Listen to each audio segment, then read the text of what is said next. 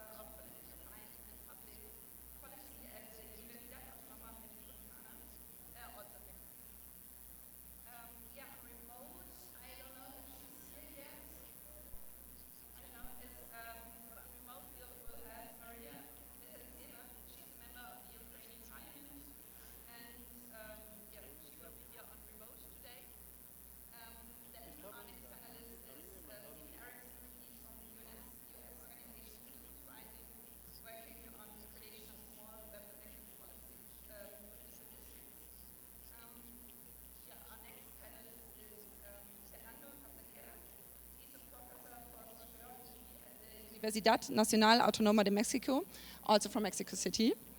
And last but not least, we have John Frances Prodom.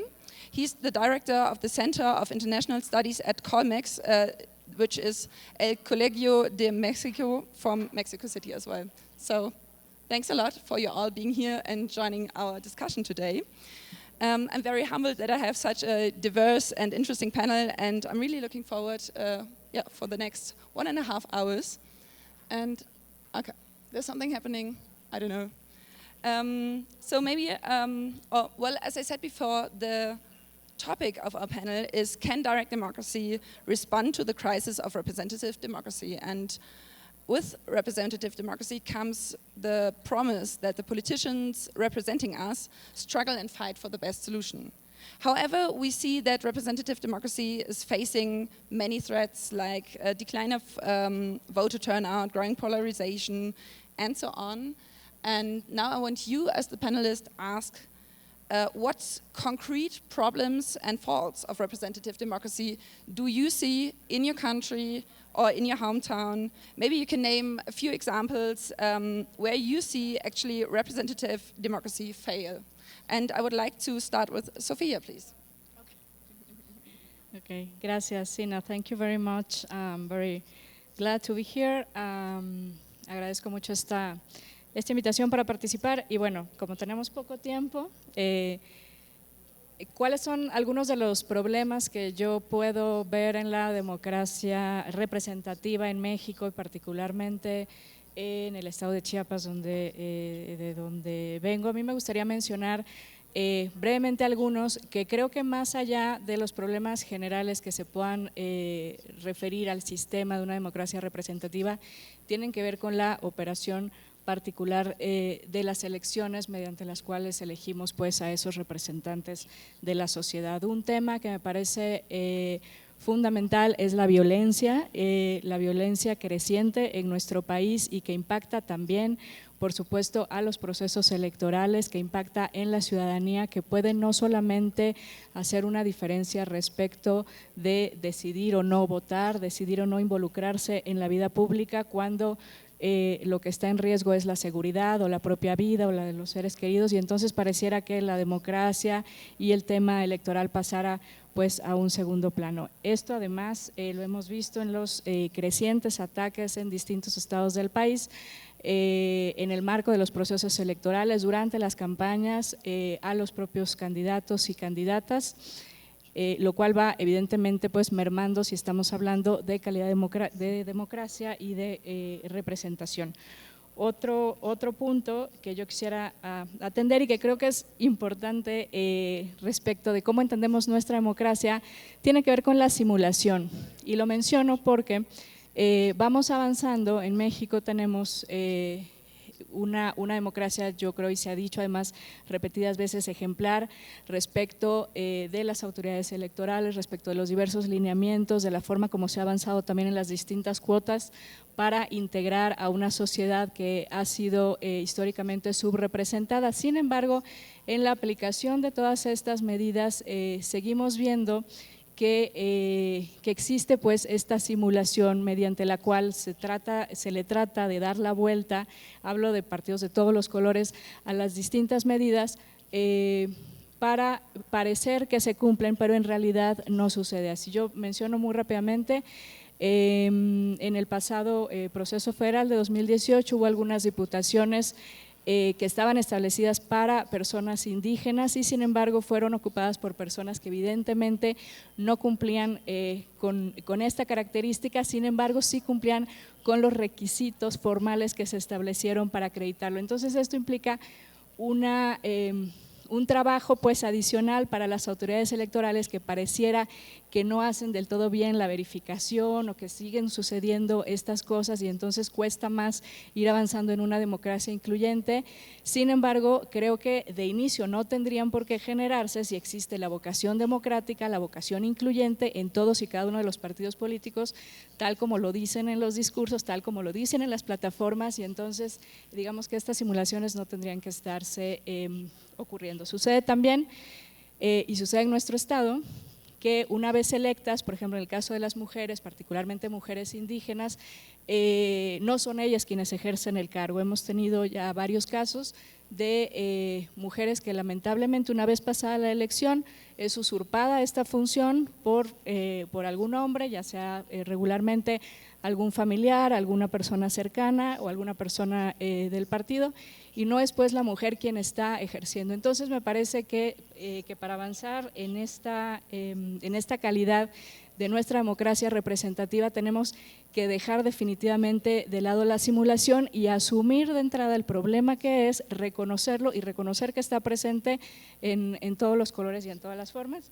Y rápidamente, no sé si tenga todavía tiempo, pero bueno, mencionar el tercer problema que yo identificaría de los más, ¿sí? De mayor impacto, digamos, que tiene que ver con la construcción de una cultura democrática, con una cultura cívica y con la desinformación que creo que afecta cada vez de mayor manera los procesos electorales. Pues lo dejaría aquí un poco por el tiempo. Muchas gracias. Thank you. So I will now want to ask Carlos, please. I think you have a microphone on the table in front of you. Yeah. Okay. Gracias. Bueno, sí, muchas gracias. Bueno, muchas gracias por la invitación a participar en este foro y me siento muy privilegiado de estar con mis colegas del panel. Yo, de lo que se planteó en esta primera participación, a mí me gustaría orientar la discusión hacia un tema en particular, y es el entendimiento mismo de la ciudadanía por parte de la democracia, particularmente de la democracia representativa. Y yo siento que ahí también este problema que nos planteaba Ina en términos de la fatiga democrática está orientado por una discrepancia entre esta forma de entender la democracia particularmente representativa y las expectativas que se generan alrededor de la práctica democrática. Creo que nuestra democracia, y eso en muchos sentidos está explicado por la historia y por la manera en la que construimos este proceso de transición bastante reciente y bastante joven, sigue prevaleciendo una profunda, una muy elevada expectativa sobre lo que la democracia podría entregar a la ciudadanía. Y es muy claro que la democracia no construye caminos, no crea escuelas, no resuelve problemas de seguridad ciudadana. Eso lo hacen los gobiernos que son producto de la democracia. Entonces, este diferencial entre realidad y expectativa creo que es parte de lo que está generando es parte de lo que explica esta fatiga democrática. A mí me parece que y es natural que hayamos puesto tanta atención en estos 30, 40 años de reconstrucción democrática en el aspecto meramente procedimental de la democracia, en la construcción de instituciones, en el fortalecimiento de los procedimientos, porque estos eran de muy baja calidad y era necesario que se pusiera mucha atención en ello. Pero ahora yo creo que estamos también en una etapa en donde podemos empezar a trabajar muy fuertemente en otras versiones, en la potenciación de otra institucionalidad, de otras versiones de la democracia. Me refiero a la parte deliberativa, me refiero a la parte participativa como complementos de una sólida democracia representativa. Entonces yo creo que digamos, este es uno de los problemas más acuciantes que encuentro en nuestra democracia particular. Yo sigo pensando que, como Bernard Manin planteaba, más bien estamos viendo un proceso de metamorfosis de la representación, un cambio en los procedimientos de la representación, pero sí es cierto lo que planteaba Ina, hay una fatiga democrática. Creo que hay una fatiga democrática específicamente con la versión representativa de la democracia, pero yo quisiera ver más democracia desde otras perspectivas. Thank you. So I would now like to hand over to our remote speaker, Maria Mezentseva. Maria, are you there?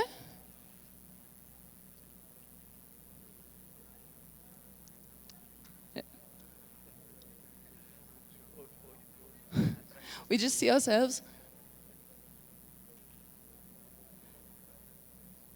She's not there. Okay. All right. So quick change of plans. So then I would like to ask Stephen. So where do you see the biggest problems in representative democracy in your country or your hometown? Stephen? Oh. I was waiting for the Ukrainian member of parliament.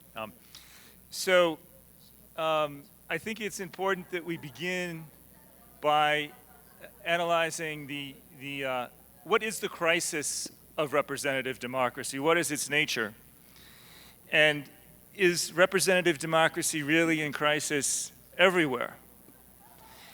And perhaps public trust is the best diagnosis, the best diagnostic for representative democracy. And the Organization for Economic Cooperation and Development has provided us with some useful data because they have polled their member states. So we know which countries generally have populations that trust their governments.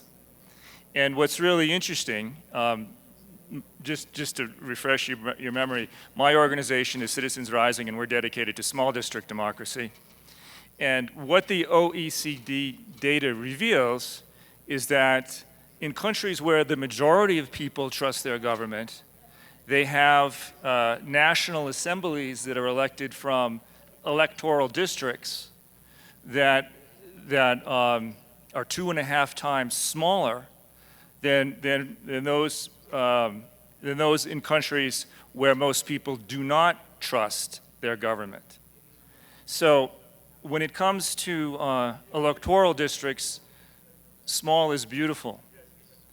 And so in the I'm going to just take you back now for a little description of a moment in the birth of my own country, the United States of America. it's 1787, and George Washington is presiding over the Constitutional Convention that would create our founding document. And the great hero of the Revolution had been quiet throughout the entire session. And it wasn't until the very end that he spoke. And finally, an issue of sufficient weight prompted him to rise. It had been proposed that American U.S. House districts would comprise 40,000 inhabitants. And the great hero of the Revolution, Washington, stood up and he said, no, that's too many. 40,000 is an insufficient defense for the rights and interests of the people. He said it should be 30,000. And with Washington's prestige, 30,000 was the agreed upon size of U.S. House districts, passed by acclamation. It didn't really solve any problem because under our Constitution, electoral districts were free to grow. In fact, they were free to grow into infinity, which is true of many electoral districts around the world. So I would respectfully suggest that the crisis of representative democracy is closely tied to the size of electoral districts. So from that standard of 30,000 in the United States for our House of Representatives, congressional districts now comprise an average of 760,000 inhabitants. And it's not just at the federal level. In American states, state legislatures, lower houses very often will have one representative for every 100,000 people. Even at the local level, where government is supposed to be closest to the people in a democracy, you can have absurd ratios of citizens to elected officials. For example, in Los Angeles, which has the worst ratios of all, you have 260,000 inhabitants per one city councilor. So, and there are dire consequences for these ratios. Not only is the individual citizen completely lost in such large populations, but the very structure of the system becomes profoundly corrupted. And nowhere in the world is this worse than in my country. Because to win a district of hundreds of thousands of people, politicians must raise enormous sums of money. And for a U.S. House district, it's at least $1 million and probably $2 million. So to raise this money, our elected officials take money from the same interests they regulate, from corporations, from public unions. And it is a system that closely resembles bribery and extortion. Either the interest approaches the politician and offers money and expects favors in return, or at least access that the average citizen is not going to have. Or sometimes the politician will shake down the interest, will approach the interest and say, you know what, there's going to be some important legislation that will affect you coming before our legislature, before the Congress. You might want to make a contribution.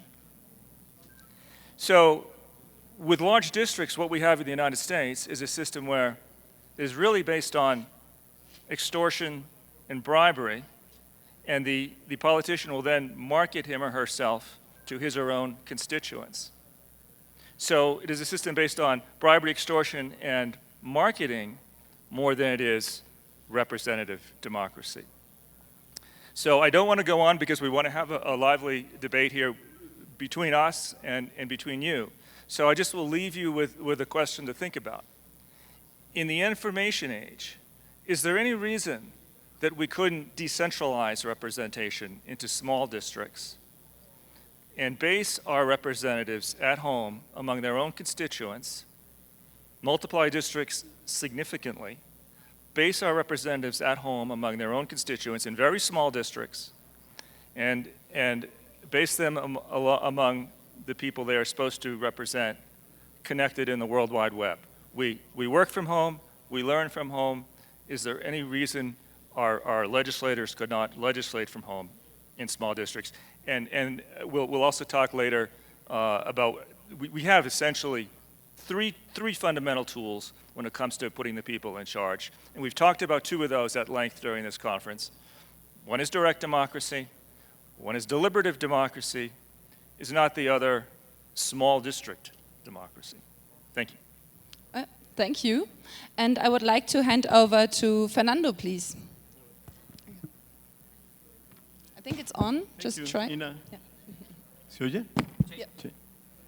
Thank you, Ina. Bueno, rápidamente para responder. Yo sí creo también, estoy de acuerdo con que hay un estrés, hay un desencanto sobre la democracia, pero no necesariamente se expresa en la falta de participación. En México, la elección más concurrida en este siglo fue la última elección federal de 2018. Y en Estados Unidos, en 2020, el segundo lugar obtuvo la mayor votación en la historia de los Estados Unidos y el primer lugar, obviamente, la primera votación más alta en los Estados Unidos. Entonces, no es tanto que se exprese en falta de participación. Un dato que creo que es común y que en México está claramente marcando el estrés y los problemas de la democracia es el desencanto contra los políticos y todo este discurso contra las élites políticas. Este creo que es un tema muy importante y es un tema que está asociado a la corrupción, a la ineficacia de los gobiernos, a toda una serie de elementos que han vivido las democracias. En casi todas partes hay políticos que están condenados, en Francia, ¿no? El anterior presidente y el anterior candidato a la presidencia por los conservadores están ya sentenciados, ¿no? Aunque en realidad nunca van a la cárcel, ¿no? Vienen con sus brazaletes y ahí andan, ¿no? Con su brazalete, ¿no? Sarkozy, ¿no? Va por todos lados, aunque ya fue sentenciado, ¿no? Bueno, ese es un tema. El segundo, que me parece muy interesante lo que dijo Stephen, no sé si se reproduce de la misma manera en México, pero la pobreza y la exclusión social son temas fundamentales a propósito de hablar hoy en día de los problemas de la democracia. En México solamente hay un pequeño sector que puede ejercer sus derechos ciudadanos. Nos olvidamos de todas las relaciones de clientelismo, de control que se producen en los círculos de pobreza. Es un tema fundamental porque además venden el voto, venden toda una serie de cosas. Hay una estructura que en México no se habla de cómo se mueve la población en pobreza. Yo solamente les digo una cosa: si ustedes quieren ver a alguien que está vendiendo o está pidiendo limón en la calle, pregúntenle a quién le pagan para que les permita pedir limosna. Todo pobre le cuesta la pobreza. Y esa misma persona a la que le pagan los mueve para ir a votar, los mueve para una serie de cosas. Esto a propósito de democracia directa es algo que se tiene que tomar muchísimo en cuenta. Y finalmente, el tercer punto es la desestructuración de la esfera pública. En realidad, la polarización que están viviendo muchas democracias, sobre todo populismos, está directamente relacionada con la destrucción, digámoslo así, de un imaginario, de una esfera pública con discursos, argumentos, deliberaciones, como decía Carlos, y en donde prácticamente todo se reduce al juego de las conspiraciones. Esto no se puede simplemente describir así, hay que analizar todo lo que está detrás de esa desestructuración. Esos serían mis argumentos a propósito de lo que estamos. Gracias. Muchas gracias por la invitación y un gusto estar con todos ustedes. Perdón por ser tan incivilizado y no saludarlos a todos ustedes. Un gusto, perdón. Quita tiempo. Sorry, I was just waiting for the translation to stop. Yeah, thanks a lot. And now it's up to you, Jean-François, please. Yes, sí, muchas gracias. A mí también me da mucho gusto estar aquí en compañía de los demás panelistas y de poder tratar el tema con este público. Voy a empezar con dos pequeñas advertencias que tienen que ver con luego mi apreciación del estado actual de la democracia en México y en otros lugares del mundo. Primera observación, y es algo que me llamó mucho la atención en la sesión anterior, es que todavía se está planteando, o algunos plantean, la relación entre la democracia representativa y la democracia directa como si fueran alternativas. Y yo creo que es muy importante, sobre todo ahora, en lo que estamos viviendo en este momento en México, es muy importante poner las cosas más bien en perspectiva. Entonces yo creo que sobre ese tema, digamos, hay que pensarlo más bien en el universo mucho más amplio de lo que es o de lo que son los mecanismos de intermediación, participación en la toma de decisiones, rendición de cuentas, elección y remoción de autoridades, etcétera, etcétera. Y lo menciono porque finalmente tendemos a condenar muy fácilmente lo que tiene que ver con la democracia representativa y se nos olvida que frecuentemente hay muchos otros mecanismos de participación y representación política y hay que ver cómo se articulan. Y depende mucho de los países, de sus historias institucionales, etcétera, etcétera. Segunda cosa, en la apreciación de los regímenes democráticos, pienso en un escrito de una politóloga británica que se llama Pippa Norris y que ha trabajado sobre el déficit democrático. Y un poco lo que ella decía, y me parece muy importante, dice que finalmente en la naturaleza misma de los regímenes democráticos está la posibilidad de irse adecuando a los cambios sociales, económicos, políticos, etcétera, etcétera. ¿Y por qué y ella, de hecho, termina siendo muy optimista diciendo que los ciudadanos críticos lo que buscan es el mejoramiento de esos procedimientos democráticos. Yo no sé si estoy tan de acuerdo con ella, yo creo que sí hay esa parte positiva, pero lo que estamos viviendo ahora en México y en otros países de América Latina y del mundo es también el hecho de que frecuentemente miembros de la clase política, pero también ciudadanos descontentos con la democracia representativa, tienden a apoyar lo que en inglés se llama democratic backsliding, es decir, regresiones autoritarias, frecuentemente a través de un discurso populista. Rápidamente, ahora que hice esas advertencias. Bueno, lo que sí puede ser un problema en México y en otros países, ¿sí?, con opciones políticas tanto de derecha como de izquierda, es la existencia de una especie de regresión autoritaria. Es decir, un regreso en el pasado justamente motivado por elementos que mencionaron varios de los participantes en esta mesa. Grandes expectativas que no fueron cumplidas, problemas de funcionamiento de la democracia representativa, etcétera, etcétera. Entonces, primer elemento, yo creo que es un tema que amerita una gran atención. Otro elemento, y lo mencionó ahora Alejandro, tiene que ver con la formación de la opinión. Perdón, es su hermano, Fernando. Fernando lo mencionó, perdón, Fernando. Es tu colega, él sí vive ahí contigo. Tiene que ver con la formación justamente de la opinión pública y de su impacto en la esfera pública. Polarización, discursos anti-institucionales y en contra de la institucionalidad democrática. Y también esa gran tentación que pueden tener líderes populistas. Vamos a hablar de Estados Unidos para no hablar de México y de otros países latinoamericanos. Esa gran tentación de manipulación demagógica de una supuesta relación directa, sin intermediarios, con el pueblo. Y finalmente, en el caso de México y de América Latina también, quizás tenemos que reflexionar mucho sobre lo que está sucediendo con los sistemas de partidos post-transición. Son democracias nuevas, en consolidación todavía, 20, 30 años, no es mucho tiempo en la historia de las democracias, y son democracias en donde los acuerdos de la transición o de las transiciones probablemente ya no logran servir como vías de intermediación entre el electorado, la ciudadanía y el sistema político. Y lo dejaría aquí.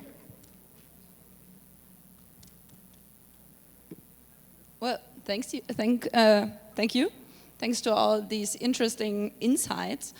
You have already mentioned a lot of problems you see in your countries, in your regions, and now I would like to switch to the kind of nicer part. So I would like to focus now on what could be a part of the solution to these issues.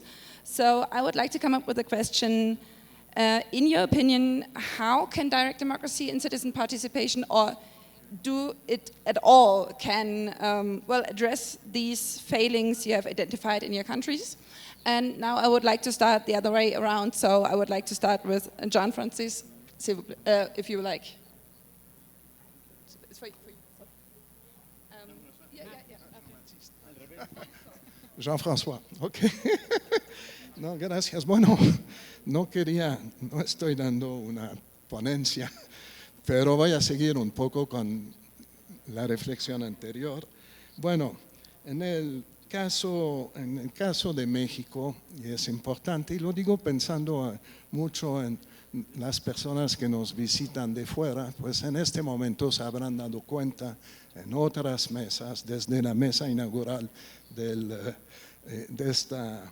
este seminario hasta la mesa de esta mañana, todavía tenemos problemas y dificultades con la consolidación de un sistema electoral y un sistema de representación que ha sido negociado entre varias fuerzas políticas con la participación de sectores de la sociedad civil durante 30 años. Y eso es importante mencionarlo porque eso creo que hace del caso mexicano un caso distinto a lo que está pasando, por ejemplo, en Estados Unidos o en algunos países europeos, donde también existe esa crítica y ese descontento con las instituciones de la democracia representativa, pero donde hay una larga tradición de vida política representativa y democrática.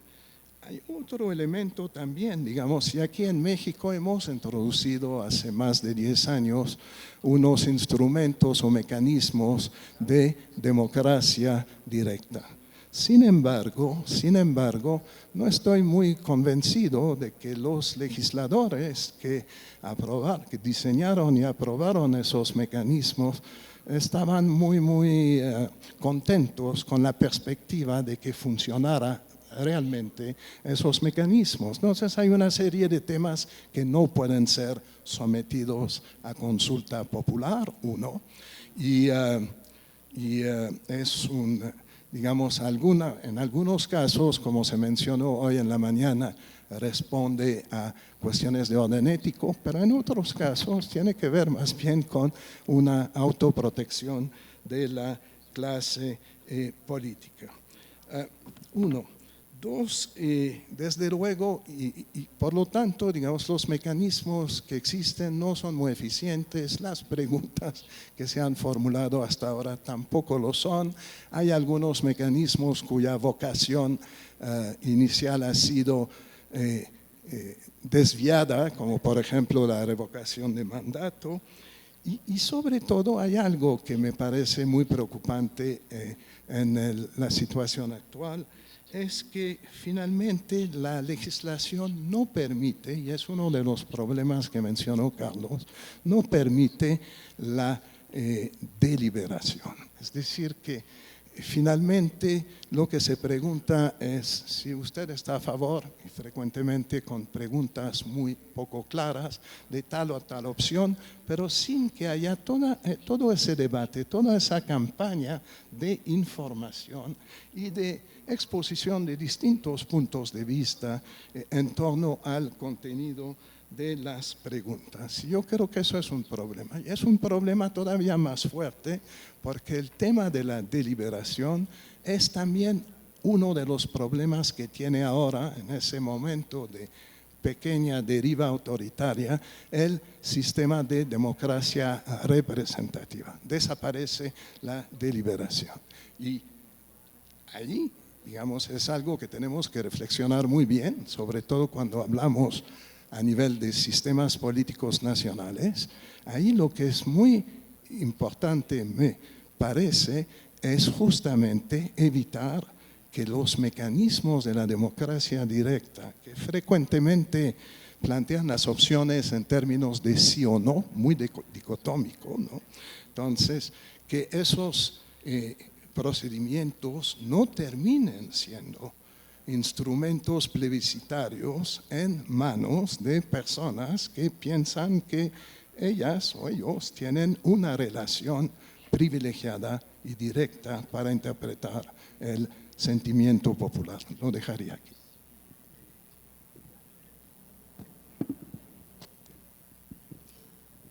Well, thanks a lot, and I would like to hand over to Fernando, please.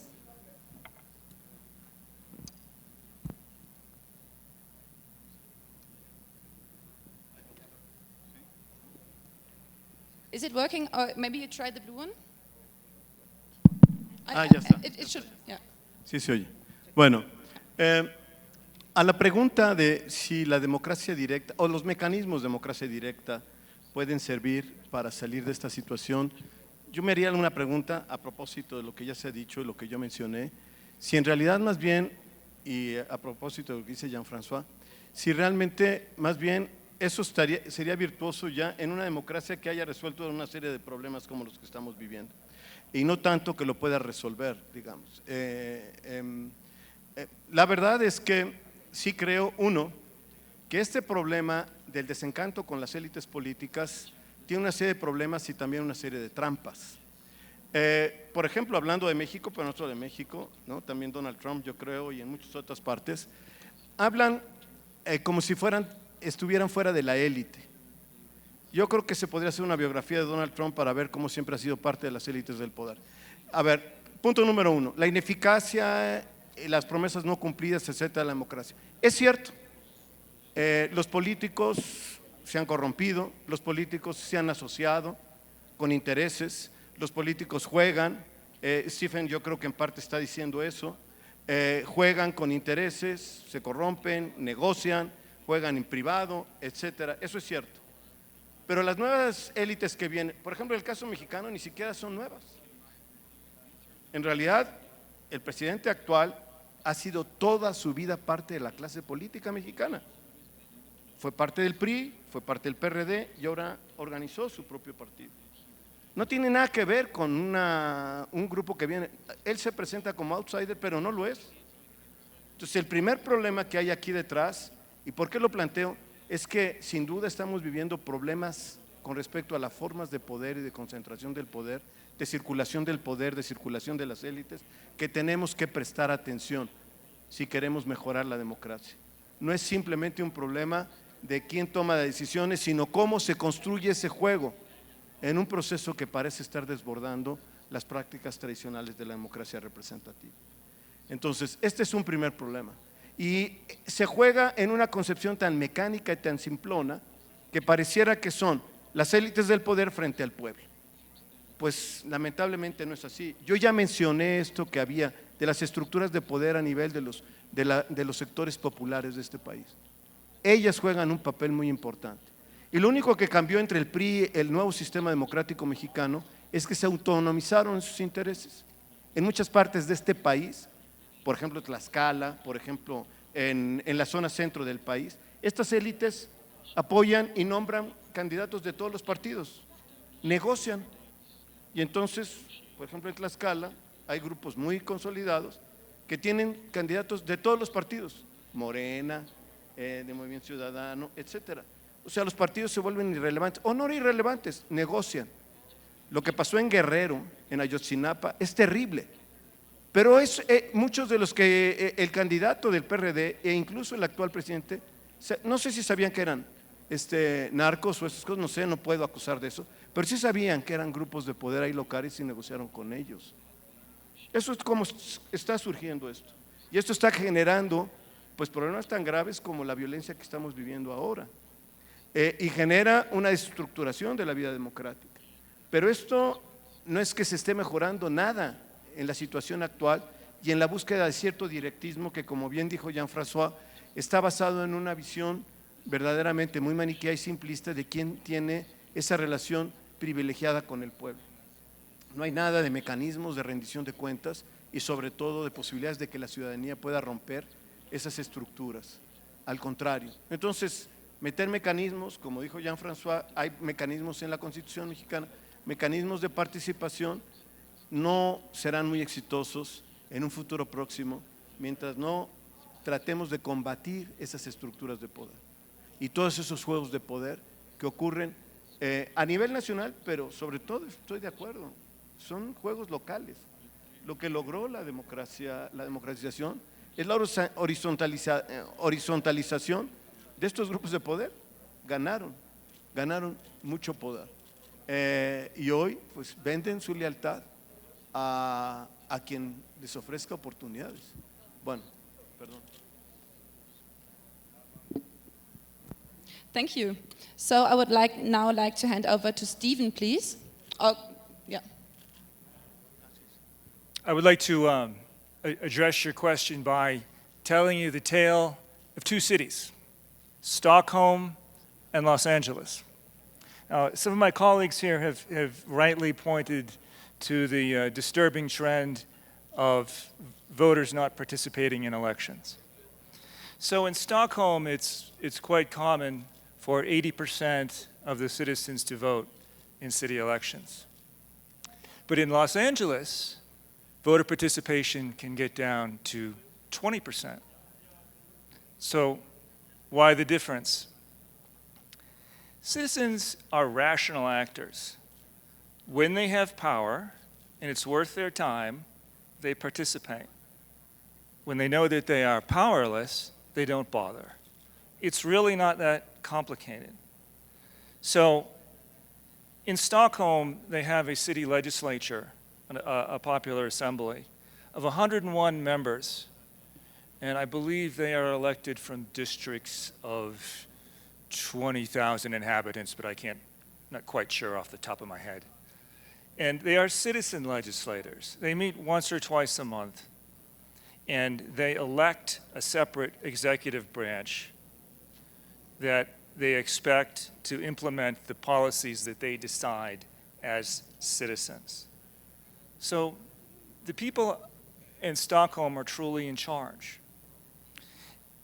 In Los Angeles, by contrast, the executive branch and the legislative branch, for historical reasons in the United States, it would take me too long to explain, are unitary. They're the same branch. And there are 15 city councilors in Los Angeles. Each represents, allegedly, 260,000 inhabitants. So the people there, they feel lost in a mass of other citizens and overwhelmed by political interests and business interests and public union interests that dominate the politics of the city. So we at Citizens Rising, our task is to reduce districts everywhere. And we ask the question, how can we make Los Angeles more like Stockholm? How can we affect that kind of change? And for all the bad news that comes out of the United States in terms of democracy, we do have a couple of useful tools, potential tools, in our toolbox. So, and these are the tools that we've been talking about here in the workshops. We have a fairly high, we have some opportunity to use direct democracy, and we also have a chance to be creative with deliberative democracy. So in 23 out of 50 American states, we have the Citizens Initiative process. Problematic though it may be, it still means that the people can change or can change their political systems. And as has been talked about in some of these workshops, the potential to wed a deliberative democracy solution using citizen juries to create new city charters and state constitutions, to wed that deliberative democracy, these deliberative democracy groups, the citizen juries would create the new charter. These new charters could then be put on the ballot, and we have the legal right by Citizens Initiative to change the city charter of Los Angeles or to change the Assembly of California. So there is a pathway forward in the United States, using the tools that we're talking about. But the tools have to be, they're like any other tool you'll find in your toolbox. Some tools are dangerous, you know, they can backfire, right? And if you use the tool incorrectly, you may never want to use it again because you'll destroy your project, maybe you hurt yourself. So we need to be very careful.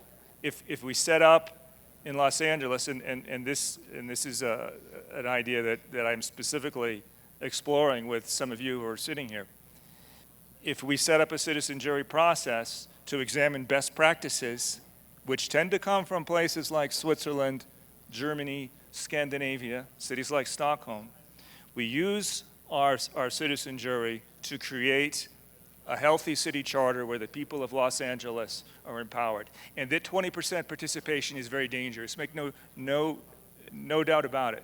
Because democracy, they're like muscles, right? You have to use your muscles of democracy or muscles atrophy. And when you only have 20% of people participating, we run the risk of losing all the values that we in the West have held to be sacred. So we could put that new city charter on the ballot in Los Angeles. That would be an expensive process. But at least the product is not created by corrupt interest. It'd be created by the people. And then the people could vote to actually change their city. So although I think that small district democracy is the key to fixing what's wrong, we have these tools, and these tools of deliberative democracy and direct democracy, we should turn to them first when we must challenge the power structures, because we can never realistically expect elected officials to reform themselves. So when it is their interests that are at stake, that is when we absolutely must turn, I believe, to direct democracy and deliberative democracy. Thank you. So now I would like to hand over to Carlos, please. Thank you, Iña. ¿Es posible que proyectar la slide que les pasé ahora? Yo quiero construir esta segunda intervención con varias de las cosas que comentan mis colegas, que han planteado varias ideas pues, muy importantes y muy interesantes. Mi trabajo de investigación más reciente está construido alrededor del debate sobre gobernanza participativa. Algunos autores como Schmitter y algunos otros que discuten estos temas plantean que en realidad no existe un sistema político, sino que lo que tenemos en nuestros países son varios sistemas políticos traslapados. Y entonces en esta slide, en esta pantalla lo que yo quería mostrar es que desde la perspectiva teórica de la gobernanza participativa, en realidad lo que hay son al menos 4 sistemas de intermediación de intereses definidos por distintos modos decisionales. La democracia representativa e incluso algunos de los instrumentos de democracia directa son sistemas decisionales basados en el voto. Pero lo que se plantea mucho en esta literatura es que en los otros sistemas de intermediación de intereses también hay que insertar el elemento participativo de manera más transversal. Yo daría un par de ejemplos de lo que está pasando en México. El primero, en el sistema de intermediación de intereses más funcional, que funciona particularmente a través de la negociación. Tenemos en México un momento muy importante, la reforma laboral de 2019, que obliga que los sindicatos por primera vez hagan elecciones secretas, es decir, con voto secreto. Es una revolución, una completa novedad, no solo para el tema laboral, sino para todo el sistema político, porque esa era una de las bases del control corporativo y clientelar autoritario en México. Entonces, a partir de 2019, primero a mayo de 2023 y ahora con un plazo nuevo de 3 meses, todos los contratos colectivos existentes en México, que son 530,000, se tienen que legitimar. es decir, se tienen que someter a la consideración de los trabajadores. Todos aquellos contratos colectivos de trabajo que no sean legitimados, de inmediato en ese momento desaparece ese contrato colectivo y tiene que crearse un nuevo sindicato. Entonces, hoy se está viviendo un proceso prodemocrático en muchos de los anclajes más duros del autoritarismo mexicano en México. Del autoritarismo mexicano. Un segundo, en el otro sistema de intermediación de intereses, que es que en este planteamiento le llaman de corte civil y que su modo decisional primordial es la deliberación, ahí tenemos otro caso que es bien interesante. México en los últimos 20 años, un poco por presión extranjera y también por presiones internas, se han creado en las leyes empezaron, y me refiero a las leyes federales, comenzaron a insertarse mecanismos de participación ciudadana institucionalizada como comités, foros, consejos consultivos y un montón de cosas que empezaron a aparecer en la legislación. A nivel federal hay hasta ahora contabilizados, ya inventariados como 350, pero si te bajas a los niveles subnacionales, suben a 2,000 más o menos, que son los cálculos que hemos encontrado por ahí, cuadrando información. Pero después si te bajas al nivel municipal, hemos encontrado hasta 18,000. Y estos mecanismos que funcionan como, todos están en ley, es decir, todos están en leyes o reglamentos, son espacios muy importantes que deberían funcionar como escuela de ciudadanía, como un proceso de profundización de la democracia deliberativa, ¿no? Y bueno, lo que pasa también en el de carácter más administrativo, cuyo modo decisional es más jerárquico, pues también ahí tenemos, han ocurrido cosas interesantes, pero también tenemos retrocesos y tareas pendientes. El desmantelamiento del servicio civil de carrera es una cosa muy grave para la democracia. Me parece que es una circunstancia muy compleja y eso impide que, por ejemplo, este sistema decisional funcione. Sobre el último, que es el territorial y que tiene como base decisional el voto, pues digo, lo que pasa con el Plan B ya se ha platicado muchísimo durante todos estos días aquí, pero yo añadiría que, por ejemplo, hay proyectos de reforma o planteamientos de reforma bien interesantes en argumentos sobre democracia posliberal o, por ejemplo, también elecciones deliberativas de distinta manufactura. Entonces, yo a mí lo que me parece y el planteamiento, y por eso quería traer esta imagen aquí, es que creo que en este sentido sí tenemos que construir una respuesta más sistémica en términos de el acompañamiento y el crecimiento institucional alrededor de todos estos sistemas decisionales transversalizados por la participación.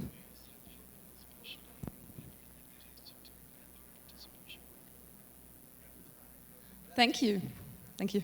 And I would now want to ask you, Sophia, to answer the question. Gracias, Sina.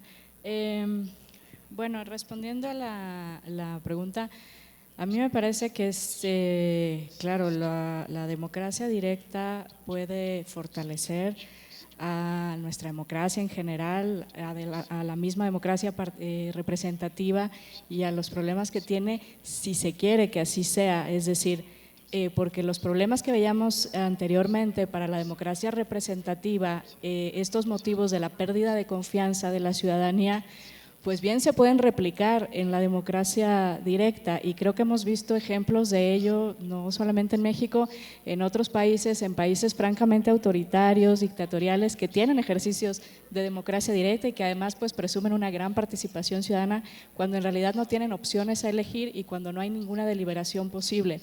Entonces creo que es importante no perder eso de vista y no perder de vista que si la vocación es en contra de la democracia y en contra de sus instituciones, se puede hablar de muchos mecanismos que al final pues, pueden ser utilizados para lo mismo e ir en perjuicio de la democracia en lugar de fortalecerla.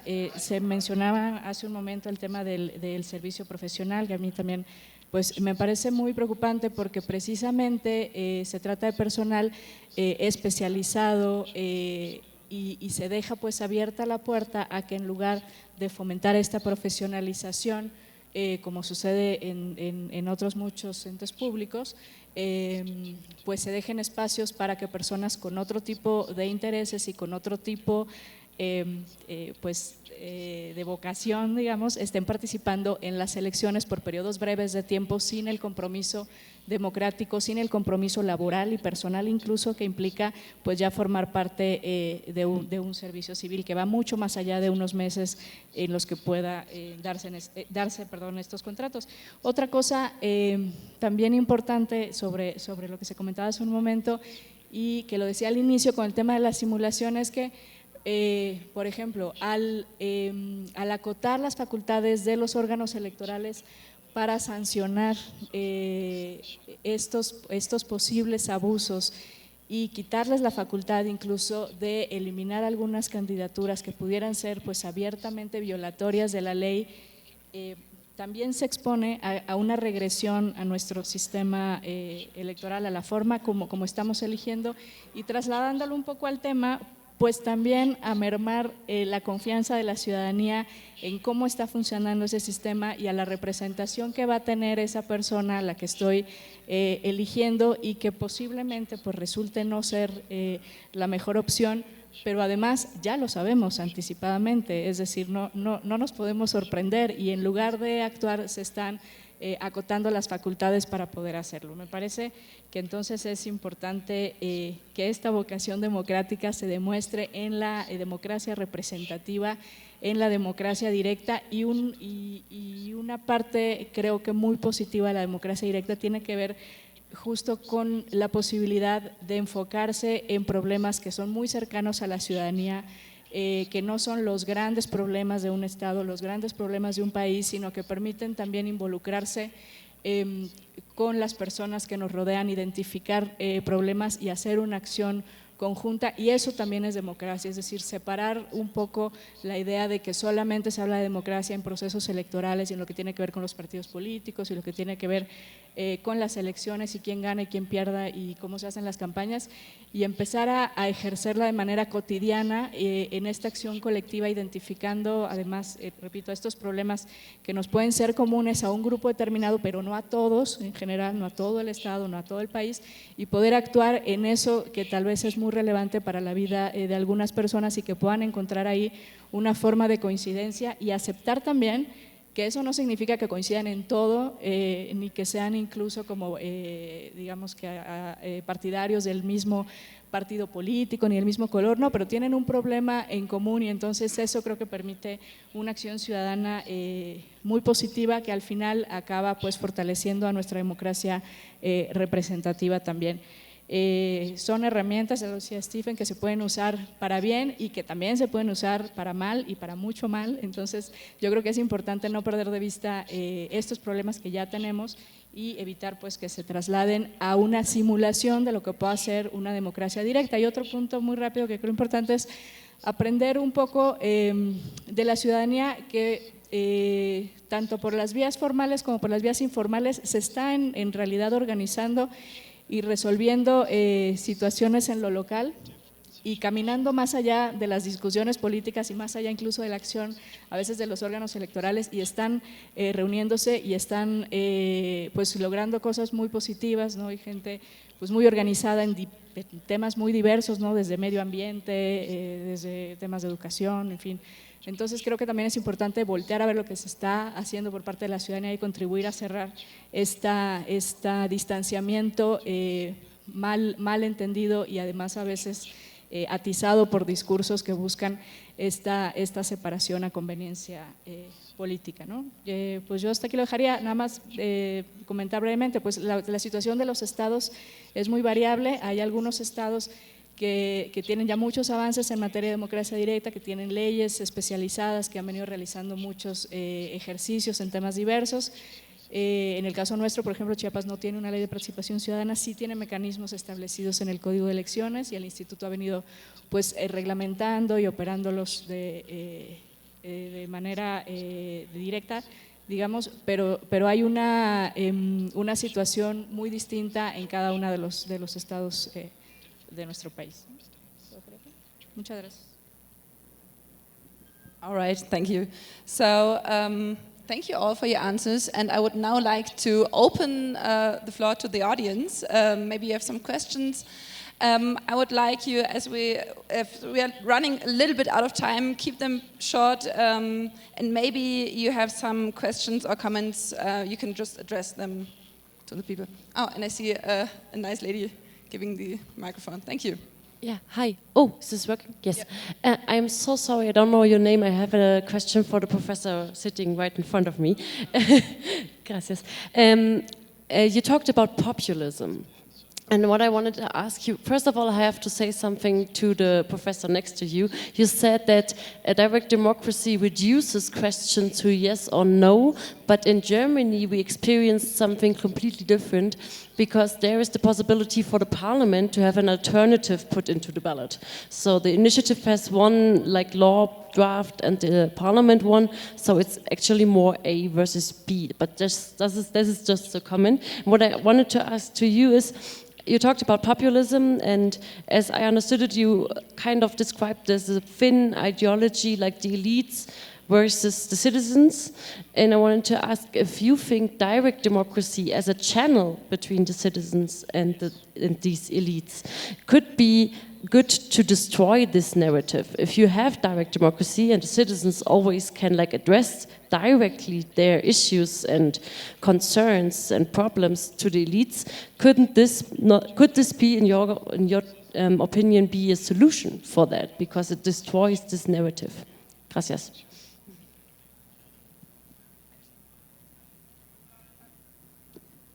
I think you want to collect some questions. No, I think you can just directly answer. Yeah. I can wait and then. No, just you can answer it directly. Okay. Yeah. Well,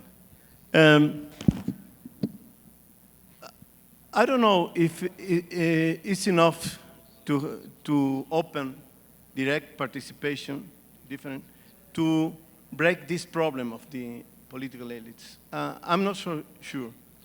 I didn't want to open too much the discussion, but I think that the core of this problem is the public sphere. You are German? Yes. Well, there was a sociologist, Niklas Luhmann, that said that the public opinion and the public space was the way we can see society and politics. When we don't have this space to see each other through public sphere, we are blind. So I think it's more important the way now the deliberative democracy is destroyed than the way direct democracy is open or closed for the citizens. It's a maybe very abstract way to answer to you, but what I'm saying, and Jean-Francois and others have said, if you don't have this kind of means to participate in politics, you are blind. So it doesn't matter if there are different ways. It is true that there are different ways of direct democracy. But my argument, I use two arguments. First, it is not in all the countries, but for example, in countries like Mexico, in countries in which stratification is too radical, there are a lot of people that they don't have the means to participate in direct democracy. For different reasons, I don't have. And the other is that, and I think it is general today, the public sphere today, for many reasons, we don't have time to discuss this, we don't have now the ideas, the way to think and think of ourselves and to think politics, because this way in which is polarized public sphere is reduced. Niklas Luhmann used to say that public sphere has two faces, the face of interest and the face of arguments. Well, what we are now seeing is that the face of interest is growing and the face of arguments is almost destroyed. Okay, next question, please. Ja, Yes, I want to talk a bit about. Is this on? Yep. Is it on? Oh, closer. Okay, I want to talk a bit about Nepal, because in Nepal they used a dialogue-based model. They were in big trouble economically and culturally with the Maoists. And about 14 years ago, they went to a dialogue-based model, and the thing that distinguished Nepal is they didn't use it to solve problems. They used it to identify their gifts and their assets, and they developed their potential. And they had been fighting for 18 years, and the Maoists said they would give this new model 18 months. And within 18 months, they now have a participatory democracy with seats that are reserved for the untouchables. And what they did was they had a countrywide conversation that included the military, medical, education, all of the factions coming together, talking about their gifts, their assets, and their potential. And it changed the cultural organization, the governance, and the systems of operation, and the energy in the street, the energy in the people changed dramatically. And when I took that model and used it in my work, without exception, the results broke the status quo every single time. And it's the most exciting thing I've ever seen. So I'm wondering where asset-based development is in your thinking. So just grab a microphone and talk if you want to answer. You can just, yeah. Yes, no, conozco un poco, he leído sobre esa experiencia de Nepal y todo. Yo creo que en efecto, son maneras de discutir problemas que terminan siendo parte de la agenda pública. Depende mucho de distintas condiciones, número de habitantes, organización social, etcétera, etcétera. Y en el caso de México, y eso es algo que le puede interesar en algunos estados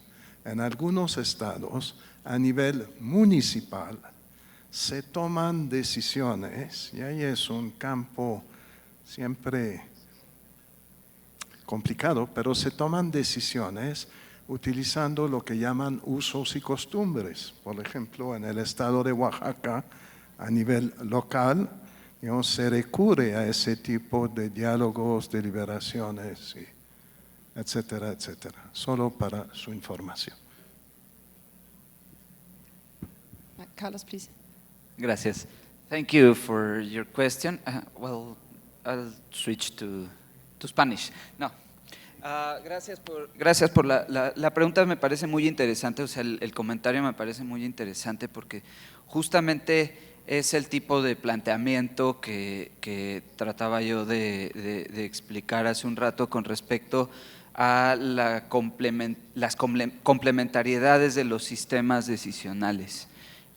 Y es justo esa es la discusión. Nadie creo que estaría contento con la desaparición de los partidos políticos ni de los sistemas electorales, aunque por ahí habrá gente que sí lo plantee, pero creo que aquí nadie estaría por una vía de esa naturaleza.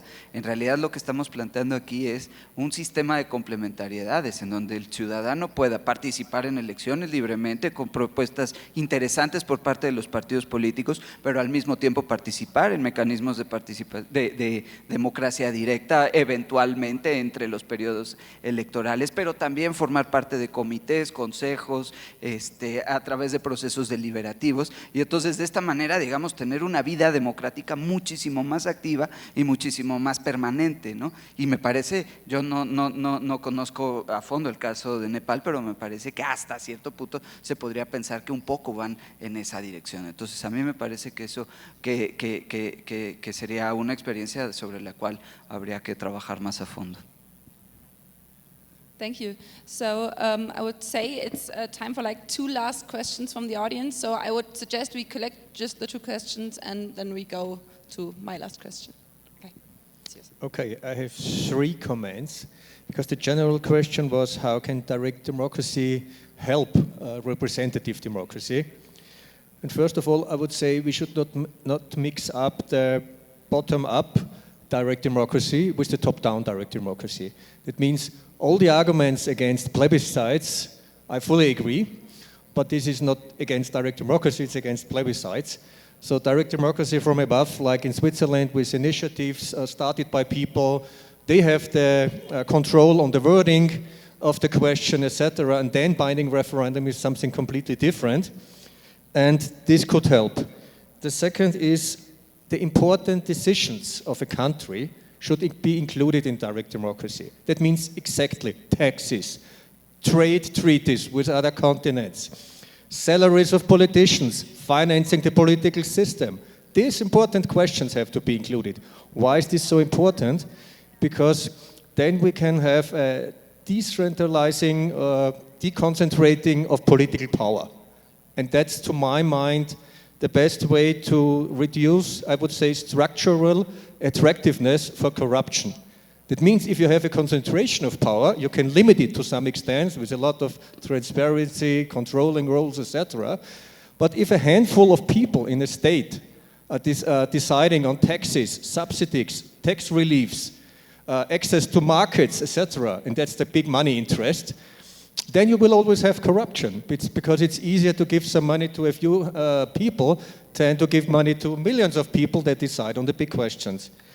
And in the end, direct democracy could help representative democracy in the sense of raising the acceptance of the whole system if the people can decide on the constitution. They should write the constitution, they should change the constitution, the people. In Switzerland, after 150 years, they have brought so many parts into the constitution by referendum and cancelled out parts they don't like out of the constitution, that you can say after 150 years, this is the constitution of the Swiss people.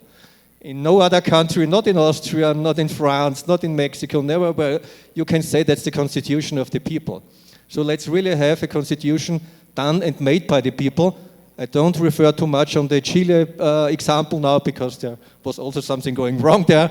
But anyway, this, to my mind, could really help to raise the acceptance of representative democracy. Thank you. So one last, maybe a little bit shorter question or comment. Yeah, please. Gracias. Buen día, Francisco Vergara. La verdad es que me gustó mucho la participación que tuvieron el día de hoy. Creo que hoy sí pusieron los puntos sobre las I y los felicito porque hablaron muy abiertamente. Yo solamente quiero, de acuerdo a lo que ustedes planteaban, hacer una tal vez propuesta o no sé cómo formular la pregunta, pero bueno, algo que decían es que existen, por ejemplo, en el caso de México, muchas formas de poder tener democracia directa, muchos mecanismos, ¿no?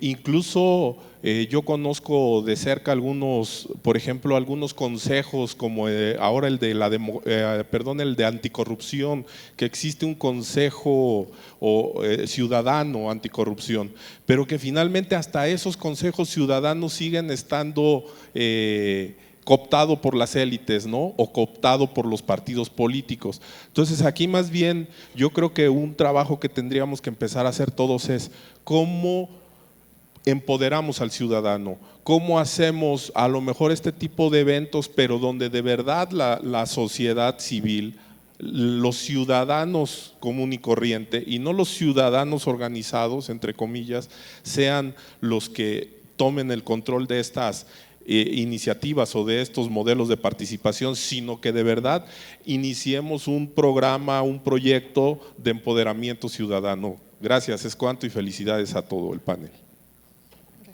Thank you. Yeah, you may.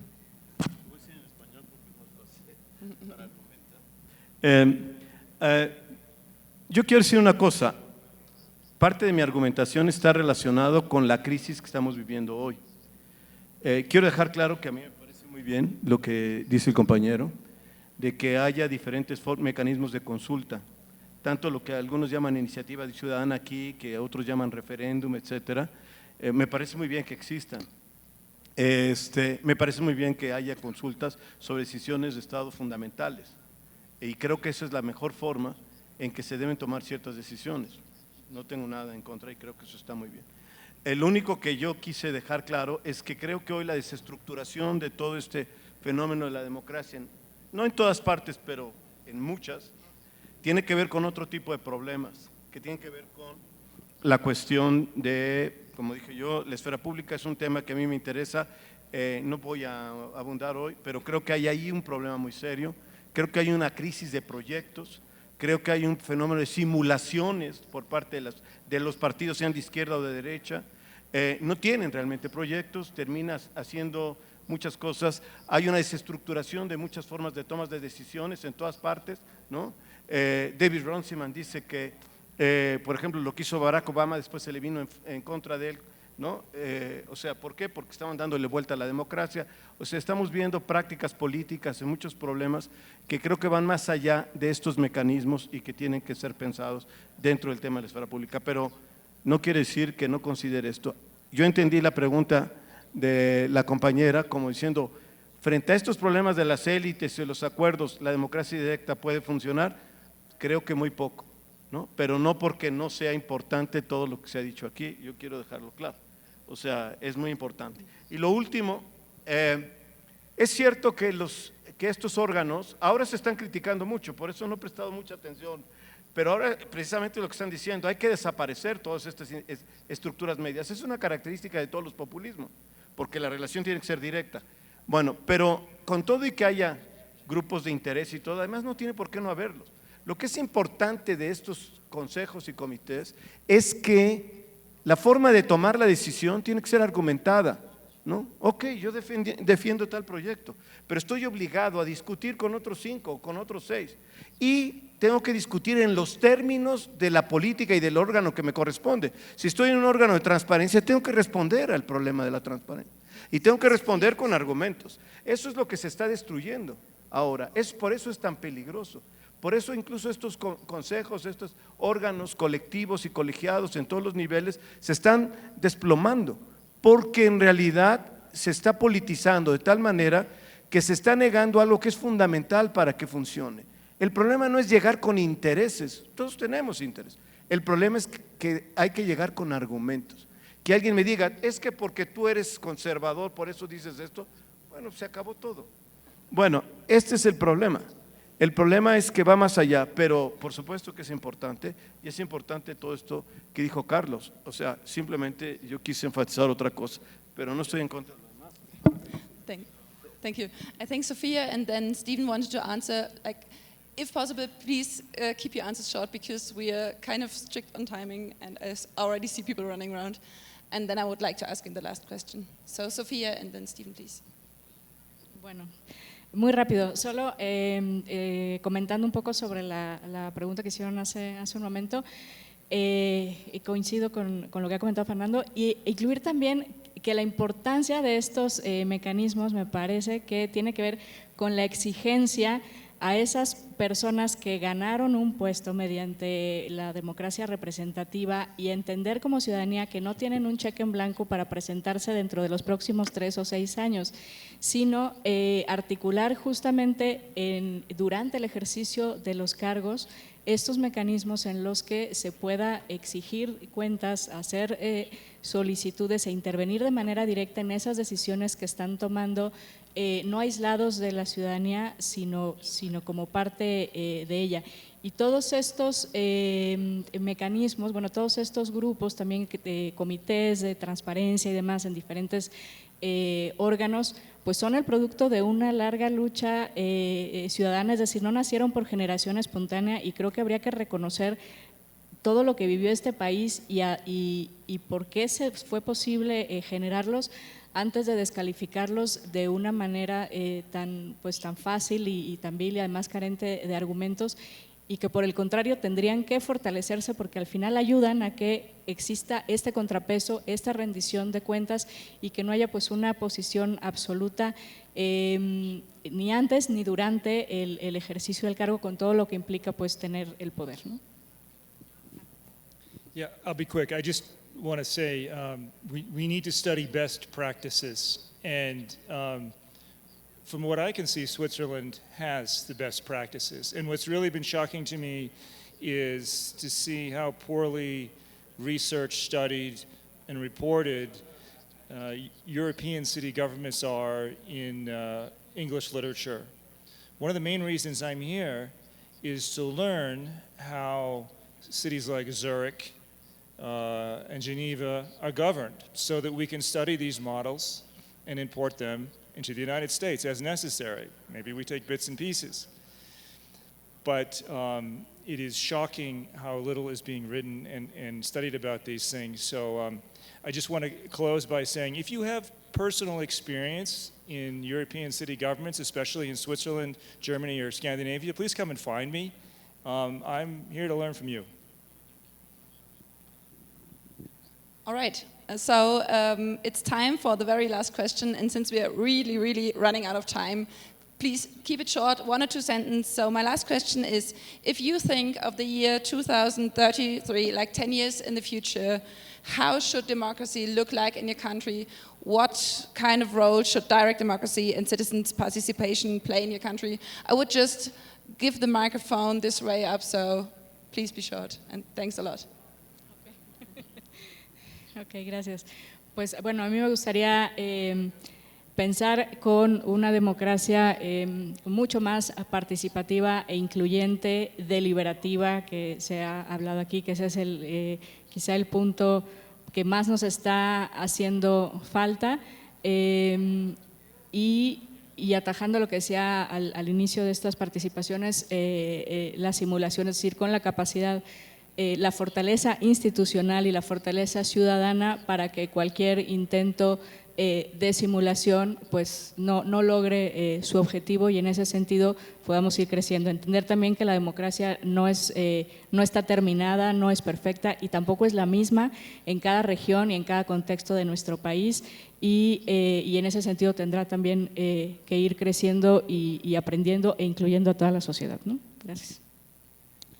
Yeah, I just want to say democracy is, in the course of human history, extremely unusual. It is precious and it is fragile. And just thank you all for making the journey here and for your own commitment to this system that we love. Which answer do you want, the pessimistic one or the optimistic one? No. No. Para hacer, no, yo sí quisiera, digamos que de aquí a 10 años podamos tener una democracia representativa que funcione bien, que podamos tener también mecanismos de democracia directa que permitan opinar sobre un abanico más amplio de temas, y desde luego que se consolidara, no estoy muy seguro que estamos ahora en proceso de consolidación de eso en México, pero que se consolidaran todas esas otras instancias, los consejos consultivos, regulatorios, de rendición de cuentas, etcétera, etcétera. Y que todo eso además se pueda dar dentro de un marco jurídico constitucional que aporte garantías al buen funcionamiento de esos mecanismos de consulta directa. Bueno, así muy brevemente. Sí, bueno, muy brevemente, creo que sí hay muchos problemas hoy en la democracia mexicana. Creo que en varios países, no sé si en todos, pero en muchos países hay problemas. Pero yo sí creo que va a sobrevivir, y espero que en el 33 veamos una democracia más fortalecida después de todas las cosas que estamos viviendo. Gracias. Yo coincido plenamente con la imagen que acaba de dibujar el doctor Proudhon. La democracia es un imaginario complejo, rico, un ecosistema con muchos niveles, con muchos componentes, con muchas partes, muy vivo, ¿no?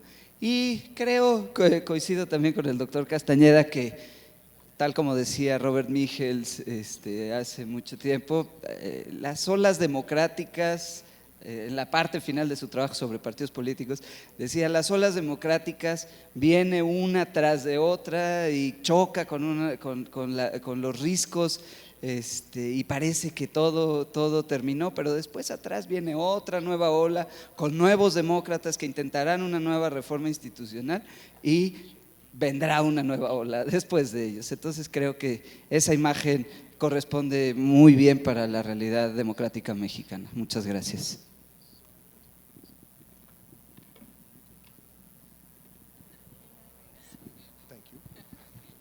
It was not a good idea to give my microphone out of hand. Well, we are at the end of the panel. Thank you all a lot. I really enjoyed it. I could talk to you for hours, but yeah, thanks a lot for joining us today. Yes. Hello? Yeah. Yes, thank you so much. It was wonderful. I also want just a quick thank you to all our translators. I think they're doing